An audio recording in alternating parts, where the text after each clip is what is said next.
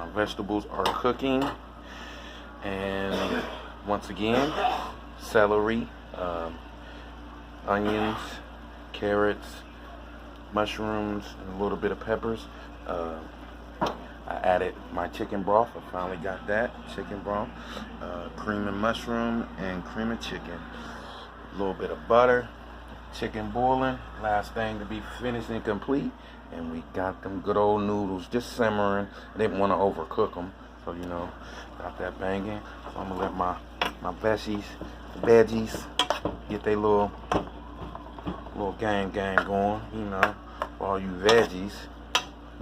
Appreciate y'all. I'm gonna have to start making some veggie meals as well as vegan.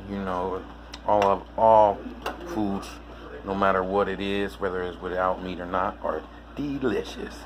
So you gotta thank God for that good little prep me up food. You know what I'm saying? So here we have it again, and I'll be done. I'm show y'all my finished chicken noodle.